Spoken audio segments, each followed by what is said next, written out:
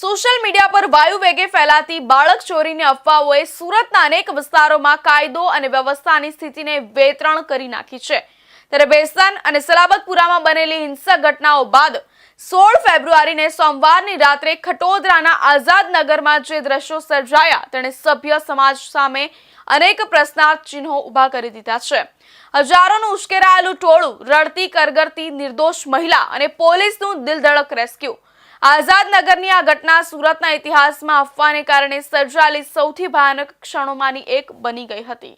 સુરતની શાંતિ ડહોળવા માટે અમુક અસામાજિક તત્વોએ સોશિયલ મીડિયાનો સહારો લીધો છે। છેલ્લા 4 દિવસથી વોટ્સએપ અને ફેસબુક પર 2 ભેદી વોઇસ નોટ વાયરલ થઈ રહ્યા છે, જેમાં દાવો કરવામાં આવ્યો છે કે સુરતમાં બાળકો ઉપાડતી ગેંગ આવી છે, જે બાળકોની કિડની કાઢી લે છે।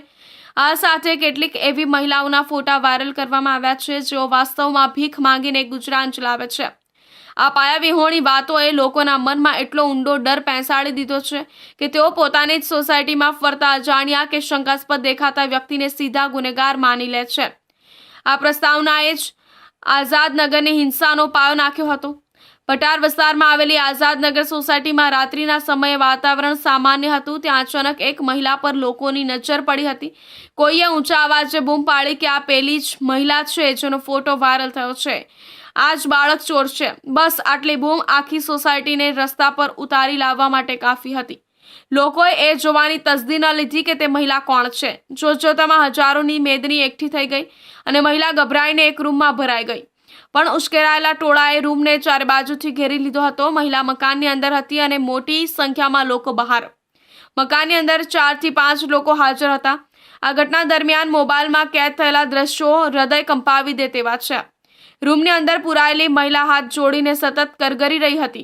તેની આંખોમાં મોતનો ડર સ્પષ્ટ દેખાતો હતો। ત્યાં ઉભેલા લોકો તેની વાત સાંભળવાને બદલે તેને ધમકાવી રહ્યા હતા। એક વ્યક્તિએ તો ત્યાં સીધું કહી દીધું કે બહાર હજારોની ભીડ ઊભી છે, જો એક માણસ પણ તને લાફો ઝીકશે ને તો તું અહીં જ મરી જઈશ। લોકો તેની પાસેથી બળજબરીથી કબૂલાત કરાવતા હતા કે તે બાળક ચોરવા આવી છે। મહિલા વારંવાર કહી રહી કે હું અહીં જ રહું છું, હું નિર્દોષ છું, પણ અફવાના નશામાં ચૂર લોકો મહિલાને બાળક ચોર સાબિત કરવા માંગતા હતા। સ્થિતિ કાબુ બહાર જતી જોઈ કોઈએ ખટોદરા પોલીસને જાણ કરી। મિનિટોમાં જ પોલીસનો કાફલો ઘટનાસ્થળે પહોંચ્યો, પણ દ્રશ્ય ભયાનક હતું।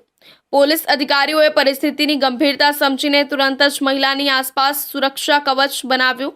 જ્યારે મહિલાને બહાર કાઢવામાં આવી રહી હતી ત્યારે ભીડ તેની પર તૂટી ન પડે આ માટે પોલીસ એલર્ટ હતી। પોલીસે મજબૂરીમાં દંડા બતાવીને લોકોને હટાવવા પડ્યા હતા। હજારોના હોબાળા વચ્ચે પોલીસ મહિલાને સુરક્ષિત રીતે પોલીસ ગાડી સુધી લઈ ગઈ અને ત્યાંથી ખસેડી।